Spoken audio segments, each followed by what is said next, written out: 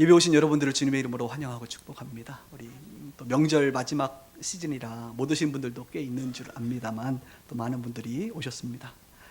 열렬히 환영하고 축복합니다. 오늘 하나님의 말씀은 창세기 50장 20절에서 21절의 말씀입니다. 창세기 50장 20절과 21절의 말씀을 제가 읽도록 하겠습니다. 당신들은 나를 해하려 하였으나 하나님은 그것을 선으로 바꾸사 오늘과 같이 많은 백성의 생명을 구원하게 하시려 하셨나니 당신들은 두려워하지 마소서. 내가 당신들과 당신들의 자녀를 기르리이다 하고 그들을 강곡한 말로 위로하였더라. 아멘. 오늘 설교 제목은 이 시대의 요셉이 되게 하소서라는 제목으로 말씀을 나누도록 하겠습니다. 기도죠, 기도. 이 시대의 요셉이 되게 하소서. 이런 기도의 제목을 가지고 말씀을 나눕니다. 우리는 2017년도 1월 첫 주에 창세기 1장의 말씀을 공부했습니다. 그리고 이제 10월이 이제 되는 이 시점에 33번에 걸쳐 창세기 말씀을 지난주에 이제 마쳤고요. 특별히 창세기 말씀 중에 요셉에 관련된 이야기는 7번에 걸쳐서 여러분 요셉의 삶을 또 하나님의 역사하심을 우리가 살펴보았습니다. 그리고 한 주간의 시간을 보내면서 제 마음 가운데 왠지 창세기를 그냥 보내고 싶지가 않은 거 있죠, 여러분. 너무 좀 아쉽다 이런 생각이 들었습니다. 그래서 특별히 창세기 중에서도 우리가 요셉의 삶을 다시 한번 오늘 한 30분 정도를 통해서 정리를 하면서 오늘 앉아 계신 여러분들과 제가 참으로 이 시대의 요셉과 같은 사람이 되면 얼마나 좋을까 그런 생각을 하게 됩니다. 나이가 많든 적든 신앙의 연륜이 많든 적든 우리에게는 여전히 맡겨진 삶이 남아 있습니다. 우리에게 맡겨진 삶은 바로 이 시대 속에서 살아가는 것이고 이 시대 속에서 하나님께서 참으로 기뻐하는 많은 인생들 중에 요셉이라고 하는 이 인생을 얼마나 기뻐하시는지 나이와 상관없이 우리가 남은 생애를 요셉과 같이 살았으면 참 좋겠다 이런 생각을 하면서 오늘 여러분들과 요셉의 삶을 3가지로 좀 정리를 해보고 싶습니다. 7주간의 스토리를 오늘 3가지로 정리를 할 텐데요. 첫 번째로 여러분 이미 다 들었던 이야기지만 정리하도록 합니다. 하나님께서는 요셉에게 꿈을 주셨다는 것입니다. 꿈. 여러분 하나님은 꿈을 주십니다. 여러분 이것을 정말 믿으셔야 됩니다. 하나님은 여러분들에게 비전을 주십니다. 꿈을 주십니다. 요셉에게 꿈을 주셨습니다. 11단이 일어나서 자기에게 절하는 그 꿈을 꾸었습니다. 해와 달과 11별이 자기에게 절하는 그 꿈을 꾸었습니다. 그러니까 가족들이 형제들이 요셉 앞에서 절을 하는 꿈을 요셉은 꾸었습니다. 그의 나이 17살의 꿈을 꾸었습니다. 그리고 정확히 22년 후 39살이 되었을 때에 정말로 형들이 찾아와서 42장 6절에 보니까 때에 요셉이 나라의 총리로서 그 땅 모든 백성에게 곡식을 팔더니 요셉의 형들이 와서 그 앞에 땅에 엎드려 절하매. 정말로 22년 후에 형들이 와서 절을 하게 됩니다. 한 번만 한 것이 아니라 성경에 보면 무려 5번에 걸쳐서 요셉의 형들이 요셉에게 절을 하게 됩니다. 요셉이 꾼 꿈은 내가 꾸고 싶어서 꿔지는 꿈이 아닙니다. 하나님께서 어느 날 밤에 꿈을 주신 것입니다.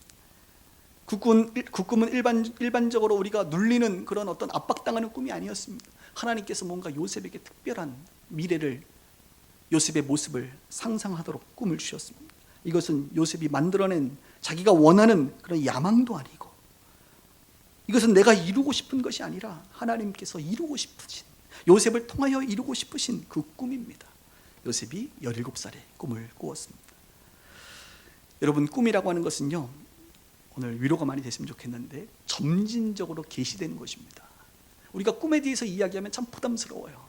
누군가 나와서 여러분에게 꿈이 있으십니까? 라고 물어보면 별로 할 말이 없거든요. 강사들이 와서 설교 목사님들이 와서 여러분의 꿈은 무엇입니까? 당신의 꿈은 무엇인가요? 당신의 비전은 무엇인가요? 하나님이 당신에게 꾸게 하시는 그 꿈은 무엇인가요? 라고 질문하면 참 불편합니다. 별로 없거든. 특별한 게 없단 말입니다. 요셉처럼 가슴에 새겨질 만한, 뼈에 새겨질 만한 그런 꿈이 없단 말입니다. 오히려 요셉처럼 꿈을 꾸는 사람들은 소수인 것 같고 꿈이 없는 나와 같은 사람들은 다수인 것 같은 그런 생각을 우리는 하게 된다는 것이죠. 그런데 여러분 하나님은 꿈을 주세요. 꿈을 주시는데 중요한 것은 점진적으로 주시기 때문에 우리가 없는 것처럼 느껴진다는 것입니다. 요셉도요 17살에 꿈을 꾸었는데 그 꿈의 내용이 무엇인 줄 알았나요? 몰랐어요. 점진적으로 그 꿈이 무엇인지를 발견하게 되는 것입니다. 처음에는 흐릿한 것 같지만 나중에는 선명해지는 것입니다. 처음에는 작은 모양이지만 나중에는 온전한 모양을 아는 거예요. 처음에는 빙산의 일각처럼 보이지만 그 빙산의 전체가 나중에는 보이는 것이에요. 비전이라고 하는 것은 점진적으로 계시되는 거예요. 요셉에게도 마찬가지입니다. 22년이 지나고서야 형들이 와서 절한 것, 그게 무슨 꿈이겠어요? 그냥 그런 현상은 중요한 게 아니에요. 절했다는 것이 무엇을 의미하는지 요셉은 22년이 지나서야 이제 분명하게 알게 된 것이죠. 하나님이 저에게 주신 꿈이 있습니다. 그 꿈을 분명하지 않아요. 희릿합니다. 선명하지 않아요. 그 지경이 넓어지는 것이고 선명해지는 것이고 정확히 알아가는 과정 속에 점진적으로 꿈과 하나님의 비전은 계시되기 때문에 그렇습니다. 그러므로 여러분들이 잘 모르겠습니다라고 목사님 얘기해도 괜찮아요.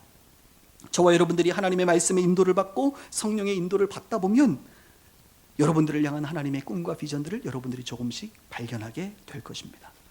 제가 제일 좋아하는 말 중에 하나가 여러분 아시는 것처럼 하나님은 당신을 사랑하시며 당신을 위한 놀라운 계획을 가지고 있습니다. 이 말이 다시 한번 잘 들어보세요.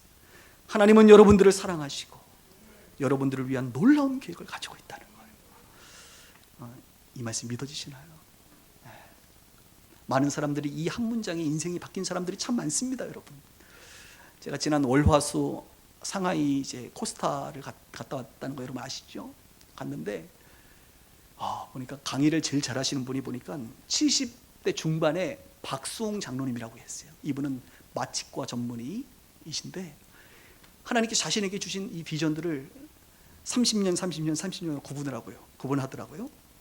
그래서 모세도 보면 40년에서 120세 죽지 않았냐.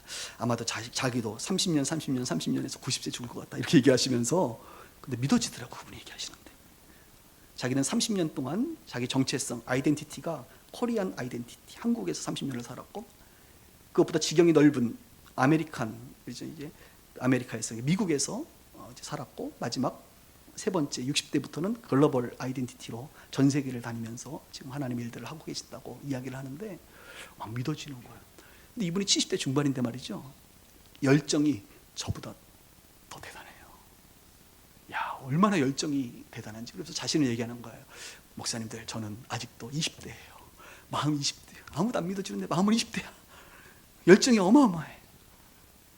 전 세계를 다니면서 젊은이들을 일깨우고 여러 가지를 강의합니다.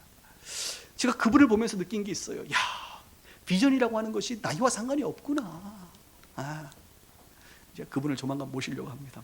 날 잡고 한번 모시려고 하는데요. 그분이 인생에 있어서 전환점이 됐던 시기가 바로 20대에 바로 사형리의 1원리인 바로 이 내용. 하나님은 당신을 사랑하시며 당신을 위한 놀라운 계획을 가지고 있습니다. 이 말에 뒤집어져 버린 거예요. 하나님이 계신 건 알겠는데 하나님이 나를 향한 놀라운 계획이 있다고? 있다는 거예요. 하나님은요 장 목사를 향한 놀라운 계획이 있는 것처럼 보이지 않아요, 여러분? 근데 왜 여러분들은 없다고 생각하세요? 옆에 있는 사람들 보면 하나님은 이분을 향한 놀라운 계획이 있는 것처럼 우리는 믿어지거든요. 많은 목사님들이 막 설교할 때 보면 믿어지거든요. 그런데 정작 왜 나에게는 하나님께서 놀라운 계획을 같이 있는다는 그 사실을 믿지 못하냐 말이지. 여러분, 여러분들을 향한 하나님의 놀라운 계획은 있습니다. 점진적으로 계시될 줄 믿습니다. 믿음으로 그 하나님의 꿈을 받으시기를 바라고 그 꿈을 키워가시기를 바라고 그 꿈을 발견하시기를 바라고 지경을 넓혀가시기를 바라고 열정이 여러분들 가운데 샘솟기를 바랍니다. 이 꿈과 비전이 있는 자가 바로 열정의 사람이 되는 것이고 비전의 사람이 되는 것이고 바로 어떤 고난과 역경 속에서도 이것을 돌파하고 이겨낼 수 있는 힘이 바로 이 꿈 비전에게 있는 것이죠. 그러면서 우리 빗소 식구들은 하여튼 나이 탓하지 마세요.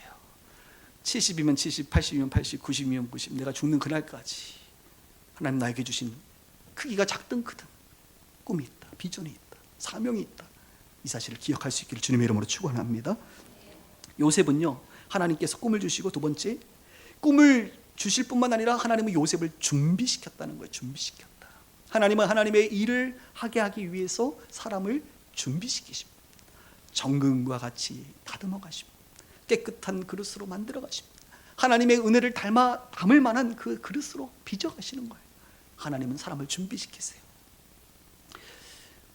하나님은 꿈을 주시고 하나님은 사람을 준비시킨다 이것입니다. 그런데 어떤 경우는 준비 먼저 시키고 꿈을 주는 경우도 있고, 어떤 경우는 꿈을 먼저 주시고 준비시키는 경우가 성경에 보면 있습니다. 요셉 같은 경우는 꿈을 먼저 받고 그 다음에 13년 동안 준비가 되고 나서 30세가 되었을 때에 그 꿈을 이루게 됩니다. 사명을 감당하게 됩니다. 반대로 모세 같은 경우는요, 80년 동안 하나님께서 그를 준비시키고 나서 80세가 되었을 때에 하나님의 비전을 받고 바로 그 일들을 감당하게 됩니다. 그러니 여러분, 중요한 것은 언제 비전을 오느냐, 준비 전에 비전을 받느냐 아니면 준비가 되고 나서 비전을 받느냐, 그건 중요하지 않아요. 하나님 비전을 주시니까, 꿈을 주시니까. 중요한 건 뭐예요? 준비는 반드시 되어야 된다는 것입니다. 일반적인 패턴은 이렇습니다. 요셉 같은 경우는 17년 동안 성장하였습니다. 공동체 안에서, 부모님의 슬하에서, 가족 안에서 성장했어요. 17살까지. 그리고 나서 13년 준비됐습니다. 그리고 30세에 쓰임받았습니다. 모세는 40년 동안 왕자, 이집트의 왕자로 성장했습니다. 부모의 도움을 따라 성장했어요. 그리고 나서 광야에서 하나님의 사람으로 40년 준비되었습니다. 그리고 80세부터 이스라엘을 출애굽하는 민족의 영적 지도자로 쓰임받았습니다. 준비는 반드시 필요하다 이것이죠. 요셉은 크게 세 가지가 준비됐다는 것을 우리는 오랜 시간 동안 성경을 공부하면서 배웠습니다. 첫 번째는 홀로서기의 준비가 되어 있다는 것입니다. 홀로서기. 여러분, 리더는요, 홀로 서는 법을 알아야 합니다. 하나님의 사명을 감당하는 사람들은요, 홀로 서는 법을 배워야 합니다. 왜냐하면 우리가 가는 그 길이 누군가와 함께 갈 수도 있지만 홀로 갈 가능성도 있기 때문에 그렇습니다. 우리가 가는 그 길은 넓은 길이 아니라 좁은 길이기 때문에 그렇습니다. 십자가의 길이기 때문에 그 길은 때로는 외롭습니다. 그래서 홀로 서기가 준비되지 않으면 하나님은 그 사람을 통하여 쓰시기가 곤란합니다. 우리가 아는 것처럼 요셉은 17살에 노예로 끌려가 외로움의 시간들을 보냈죠. 지난번에 혼밥을 먹었다 그랬습니다. 혼밥의 원조는 요셉이다. 공동체 안에서 성장하고 13년의 외로움의 시간, 그 외로움의 시간, 혼자 서는 시간, 그 외로움을 견디는 능력, 이것이 필요한 거예요.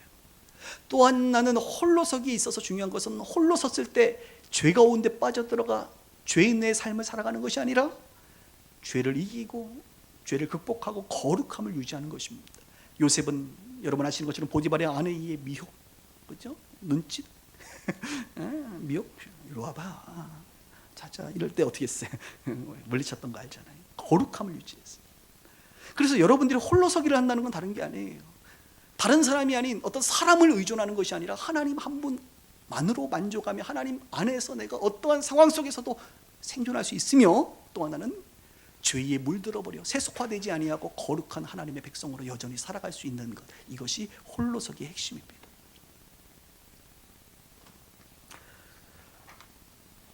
저는요, 우리 자녀 세대들, 오늘 대표 기도도 하셨는데 우리 자녀 세대들에 대한 특별한 관심이 이제 많이 있는데요.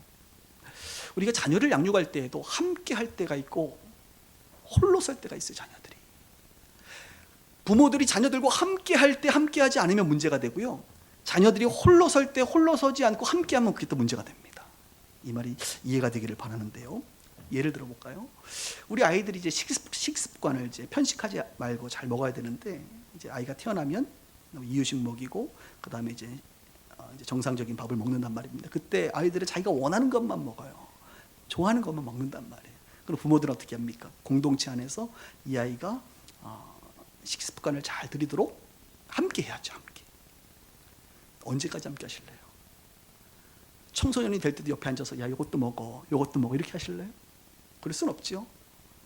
한 이제 초등학생 정도 들어가면 스스로 아이가 혼자 균형 있게 영양분을 공급받을 수 있도록 스스로 해야 되는 거죠. 여러분, 아이들 공부시키는 것도 마찬가지예요. 아이들이 공부를 할 때 초등학교, 중학교 한 1, 2학년 때까지는 그래도 아이들이 공부를 어떻게 하는지를 잘 모르니까 부모가 옆에서 붙어서 또 선생님도 붙이고 과외도 붙이고 학원도 보내고 해서 이 아이가 어떻게 공부하는지를 계속 함께 해서 돌봐줘야 되죠. 그런데 여러분, 고등학생이 돼서도 그럴 수는 없습니다. 부모가 고등학생이 됐음에도 불구하고 옆에 앉아서 너 이거는 했니, 저거는 했니, 수학은 이렇게 풀고 저렇게 풀고 우리가 일단 몰라요. 이제 고등학생 정도 되면 스스로 공부하는 법을 터득할 수 있도록 홀로 하도록 내버려둬야 됩니다.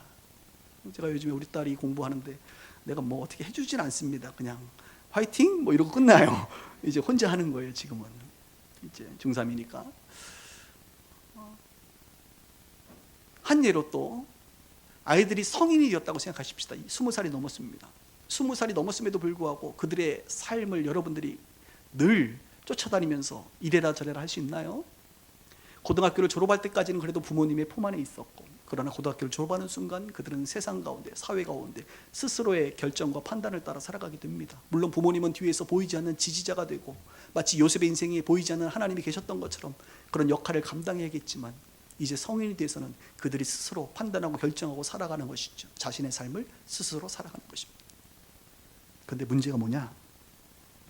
우리는 우리 자녀들을 너무나도 사랑하기 때문에 우리 자녀들이 고생하지 않았으면 좋겠다는 거예요. 성인이 되었어도 고생하지 않았으면 좋겠는 거예요. 그래서 취업도 내가 알아봐서 시켜주고, 그죠? 이 아이의 모든 결혼도 내가 알아봐서 해주고. 왜? 고생할 것 같거든. 스스로 판단하지 못할 것 같거든. 그래서 부모가 계속 이 아이의 인생을 관여하기 시작하는 것입니다. 함께하는 것입니다. 홀로 서서 스스로 판단해야 되는데 끊임없이 결혼도 취업도 또 자녀 양육도, 나이가 아버지가 80이 돼서 50대가 된 아들을 끊임없이 돌봐주는 거죠. 우리는 자녀를 사랑하기 때문에 그렇습니다. 자녀들이 고생하는 걸 원치 않고 힘들어하는 것을 원치 않습니다. 그래서 간섭하는 거예요. 그래서 그들이 감당해야 될 몫을 대신 감당하는 거예요. 여러분, 이게 얼마나 큰 문제인 줄 아십니까? 그래서 나온 것들이 파파보이, 마마보이가 나오는 거예요. 결정장애자들이 나오는 거예요. 아무것도 스스로 결정하지 못하는 거예요. 엄마가 결정해줘, 아빠가 결정해줘 하는 거예요. 몸은 성인인데 마인드는 아이들이지요. 성인 아이가 되는 것입니다. 요셉은 17살에 어쩌면 부모의 슬하에 여전히 있어야 될 그 나이에 조금 일찍 하나님께서 그를 홀로 서게 하였습니다. 자신의 남은 삶을 자기 스스로가 개척하며 살아가는 것입니다. 실수도 하고 넘어지기도 하고 고통도 받는 거예요. 이제 이번에 중국에 갔더니 아이들이 한 600명 정도, 이번에 많이 못 모였다고 하더라고요. 600명 정도 대학생들이 모였습니다. 그 중에는 보니까 중학교 때부터 혼자 유학을 온 아이들도 있고, 고등학교 때, 대학교 때, 또 어학연수로 온 아이도 있고, 교환학생으로 온 아이들도 있어요. 내가 그 아이들 보면서 참 기특하다 그랬어요. 야, 너희들 어떻게 이 먼 데까지 부모님의 품을 떠나서 여기까지 왔느냐. 나는 우리 딸 절대 안 보낼 것 같은데. 고생하는 게 보이거든. 그런데도 잘한 거예요. 고생하지요. 넘어지지요. 힘들지요. 그 과정이. 그러나 그 과정을 통하여 홀로 서는 법을 그들은 스스로 배우기 시작한다는 것입니다. 저는 여러분들이 여러분들의 자녀들을 양육할 때 홀로 서야 될 때 홀로 설 수 있도록 여러분 대신 감당하지 않기를 바랍니다. 여러분의 손과 여러분들의 입과 여러분들의 재정이 그들에게 주고 싶은 마음이 들다 할지라도 멈추시고 그들이 홀로 서는 법을 배울 수 있도록, 넘어져도 지켜만 봐주세요. 스스로 일어나게. 잘못된 길로 가도 너무 조급해하지 마세요. 하나님이 그들과 함께 하실 테니 스스로 돌아오도록 그런 과정을 지켜보는 것, 바로 홀로 서는 법을 배워야만 하나님의 사람으로 쓰임 받는다는 것입니다. 이 땅에 많은 젊은이들이 망하는 이유는 부모들이 홀로 서야 될 때 함께 있기 때문에 그렇습니다. 함께 있기 때문에. 그래서 젊어서 고생은 사서도 해야 하네요. 젊어서 고생은 사서도 하는 게 제가 예전에 진리라고 얘기했습니다. 정말 그래요. 젊어서 고생은 사서 해야 돼요. 홀로서기 하는 법을 배워야 됩니다. 요셉은 두 번째로 홀로서는 것을 하나님께 준비시켰고, 두 번째로는 그의 재능과 달란트를 준비시켰죠. 여러분 아시는 것처럼 보디발의 집에서, 감옥에서 그는 계속적으로 13년간 준비됩니다. 그의 재능, 관리 능력, 매니지먼트 능력을 하나님께서 준비시키십니다. 처음에는 아버지의 형제들, 아버지 아들들, 자기의 형제 10명 정도만 관리하는 관리자였으나 보디발의 집 전체를 관리하게 되고, 나중에는 감옥이라고 하는 기관을, 큰 기관을 관리하게 되고, 마지막으로는 한 국가를 관리하게 되는 그의 은사가 지경이 넓어지는 것을 우리는 보게 됩니다. 1달란트, 2달란트, 5달란트 하나님이 주셨을 때 그것을 묻지 아니하고 괜찮아, 한번 해봐, 도전하는 그 은사와 달란트를 통해서 계속적으로 열매를 맺고 지경이 점점 넓어지는 것 우리는 보게 된다는 것이죠. 특별히 참 감동적인 건 뭐냐, 보디발이 자신의, 성경에 보니까 자기의 소유를 다 그의 손에 위탁하였다라고 말합니다. 여러분 한 번만 생각해 보세요. 여러분들의 소유를 누군가에게 위탁할 사람이 있나요 혹시? 남자분들 옆에 있는 아내에게 여러분의 소유를 위탁할 마음이 있으십니까? 못 믿겠죠. 우리 어르신들, 여러분들의 아들들, 딸들에게 여러분들의 소유를 지금 위탁할 수 있겠습니까? 못 믿어요. 그래서 우리 어르신들은 죽을 때까지 절대 놓지 말아야 될 것, 그렇죠? 그래야 대우받는다, 뭐 이런 얘기가 돌아다니는 게 이 세상의 문화가 아니겠습니까? 그런데 놀라운 것은 보디발이 요셉을 얼마나 신임했으면 자기의 모든 소유를 다 맡겨버렸어. 야, 이거 너무 대단한 것 같아요. 요셉 간수장이 감옥에서 요셉에게 죄수들과 감옥의 재반 사무를 다 맡겼어요. 여러분, 죄수가 한 명 죽거나 잘못되면 누가 책임집니까? 간수장이 책임지게 돼 있잖아요. 그런데 요셉을 얼마나 믿은지 다 맡겨버렸어요. 이런 신실함, 충성스러움, 하나님은 요셉을 이렇게 준비시켰습니다. 그리고 여러분 예전에도 한번 얘기했습니다. 영적 한방, 영분별과 지혜와 지식의 은사, 이런 것들이요. 왕이 꿈을 얘기했을 때 한 번에 그 꿈을 해석해버리는 놀라운 통찰력, 지혜, 하나님이 주시는 그 은사, 지식, 영분별력이 요셉에게 있었다 이것입니다. 세상의 사람들이 가지고 있는 그 능력을 넘어 우리에게는 하나님이 주시는, 성령이 주시는 놀라운 능력이 있다는 것을 우리가 알고 그것들이 개발되기를 소원해야겠죠. 세 번째는 홀로 서는 법과 재능과 함께 그는 치유된 자신의 내적인 상태, 자아를 가지고 있었습니다. 형들은 그랬어요. 나중에 아버지 야곱이 죽고 나서 우리 동생 요셉이 이제는 우리를 보복할 것이다 라고 얘기했지만 요셉은 울면서 아니다, 내가 대한 것은 진심이다 라고 말했잖아요. 그것은 이미 요셉이 치유받은 자이기 때문에 그렇습니다. 형들은 아버지 때문에 우리한테 잘해주는 것처럼 생각했으나 정말로 요셉은 이미 마음이 치유가 된 것입니다. 형들을 용서하게 된 것입니다. 하나님의 축복, 하나님이 주시는 이 사명을 깨닫고 또 형들이 회개함으로 말미암아 요셉은 정말로 치유된 자로서의 삶을 살게 되는 것이죠. 여러분 정말 그래요. 하나님의 일을 감당하려면 반드시 내면이 치유가 되어 있어야 합니다. 내면에 치유가 되어 있지 않는 사람들은 하나님의 뜻대로 살아가는 것 같으나 반드시 넘어지게 되어 있습니다. 걸려 넘어지게 되어 있어요. 사람을 살리는 듯 하나 결국에는 그 사람에게 상처를 주게 되어 있어요. 내적인 치유가 반드시 필요한 우리의 필수 과목이라고 이미 말씀드린 바가 있습니다. 특별히 여러분 사랑을 많이 받으셔야 돼요. 할렐루야. 하나님께 사랑을 많이 받아야 누군가를 사랑할 수 있어요. 대부분의 우리의 상처는 사랑받지 못한 것에 대한 상처예요. 남편에게 사랑받지 못했어요. 아내한테 사랑받지 못했어요. 우리 자녀들이 부모님에게 사랑받지 못해. 뭐 이렇게 사랑을 못 받는다. 그래요. 이상하게 사랑을 못 받았어요. 그래서 여러분 하나님과 가까워지면 하나님의 사랑을 알게 됩니다. 그 하나님의 사랑으로 말미암아 사랑받지 못한 내 상처가 치유됨으로 누군가를 또 사랑할 수 있는 그런 믿음의 사람이 되는 거예요. 여러분 십자가를 여러분 아셔야 돼요. 이 십자가의 은혜를 알면 알수록 용서의 은혜를 압니다. 용서. 그래서 나에게 상처 준 사람, 나를 힘들게 했던 그 사람을 용서할 수 있는 그 은혜가 어디서 오느냐? 십자가에서 오는 거예요. 여러분들이 이 십자가를 제대로 알고 십자가를 묵상하면 묵상할수록 나를 위하여, 이 허물 많은 죄인을 위하여 죽으신 예수님의 그 십자가의 사랑, 그 은혜, 그 용서, 그거 알면 나 같은 죄인 살리신 주님인데 내가 누군가를 용서 못할 이유가 뭐가 있겠냐 말이에요. 치유가 되는 거예요. 특별히 하나님 앞에 은혜 많이 받으세요. 여러분 은혜라는 단어는 기독교 공동체에서 가장 중요한 단어입니다. 은혜와 평강 너무 중요해요. 하나님의 은혜 많이 받으면요 누군가에게 은혜를 베풀어 줄 수 있어요. 누군가에게 넉넉할 수 있어요. 누군가를 섬길 수 있어요. 받은 은혜가 크기 때문에 그렇습니다. 치유된 하나님의 사람들이 되기를 주님의 이름으로 축원합니다. 이렇게 요셉은 하나님에게로부터 꿈을 받고 요셉은 준비된 그때 마지막 세 번째로 사명을 감당하게 됩니다. 우리가 아는 것처럼 오늘 본문에 나와 있는 것처럼 많은 생명을 구원하고 하나님이 허락한 공동체, 하나님이 만나게 하는 사람들을 돌보는 그 일을 하도록 한 것이죠.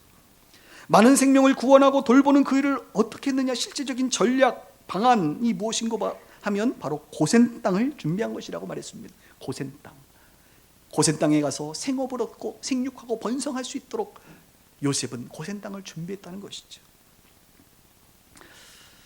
저의 비전도 뭐 다른 게 아니에요. 우리의 모든 비전은 다 하나님 나라의 비전이기 때문에 같은 것입니다. 주님을 알지 못한 자들을 구원하는 것, 그리고 하나님께서 만나게 하는 그 사람들을 돌보는 것, 이것이 저와 여러분들의 공통적인 비전이다라고 말할 수가 있는 것이지. 어떻게? 우리의 고센 땅은 무엇일까? 여러분 자신이 고센 땅이 되는 거예요.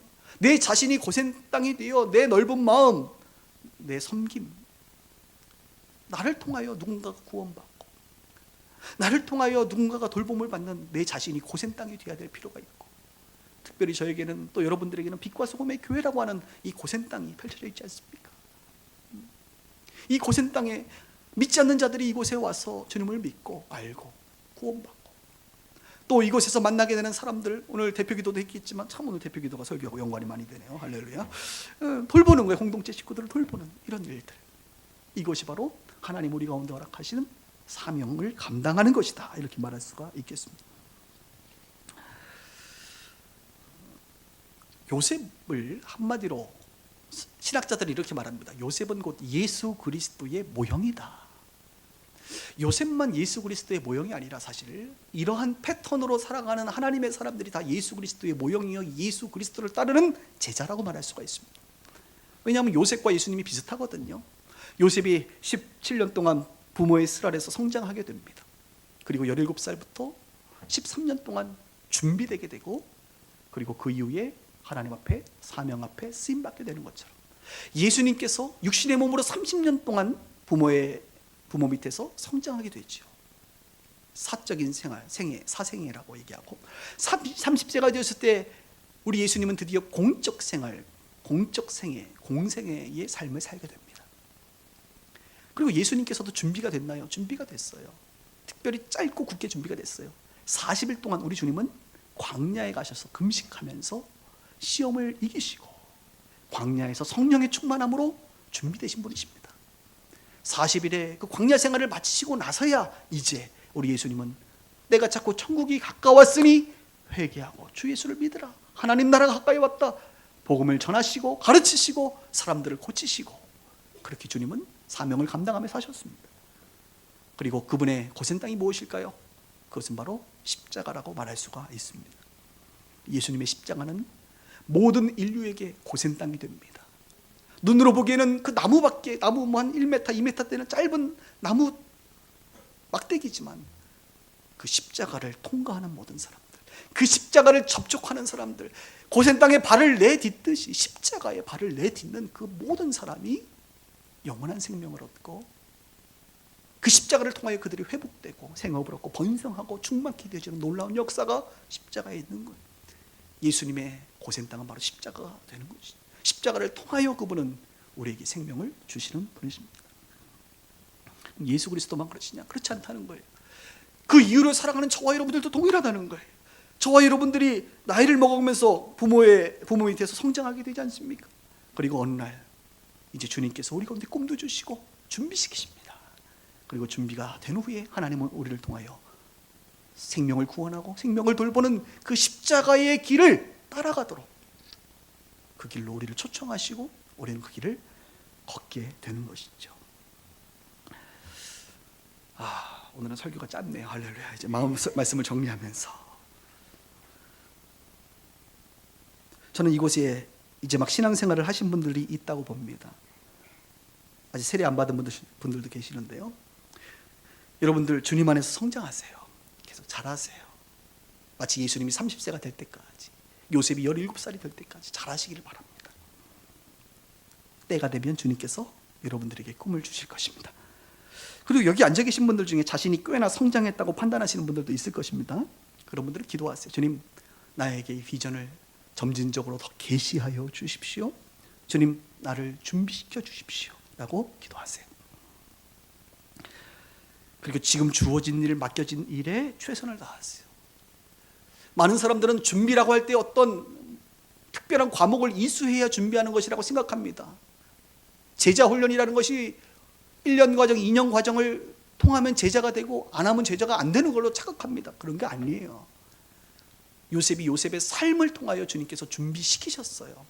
우리에게 꼭 필요한 것을 성령님께서 인도하시고 말씀 가운데 우리가 따라가기 시작하면 준비되게 돼 있어요. 저 제자훈련 뭐 이런 거 안 받아봤어요, 여러분. 그래도 목사가 됐잖아요. 꼭 제자 훈련 받아야 제자가 되나? 안 그래요.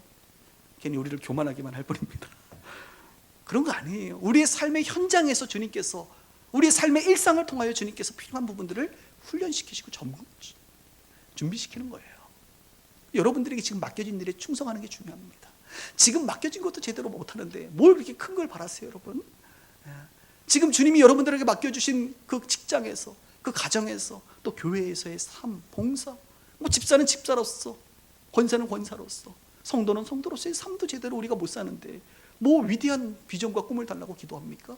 이러면 지금의 삶을 최선을 다하세요.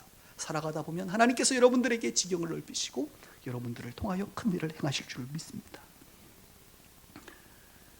어떤 분들은 이제 막 사명을 감당해야 되는 분도 있을 것 같아요.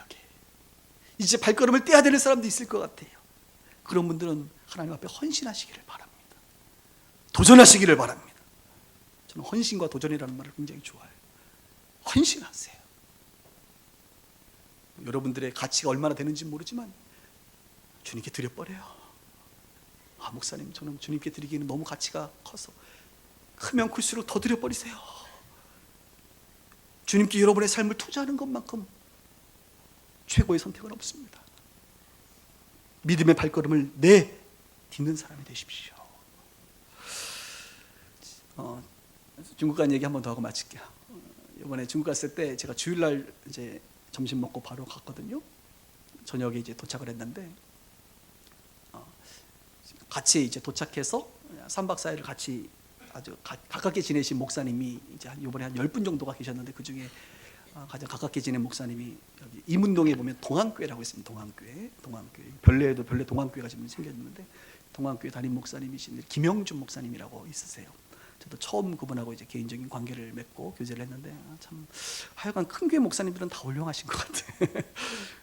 참 훌륭하시더라고요. 그래서 이제 그분하고 3박 4일을 시간을 보내고, 첫째 날 저녁 집회를 그분이 하시고 낮 집회를 이제 제가 했는데요.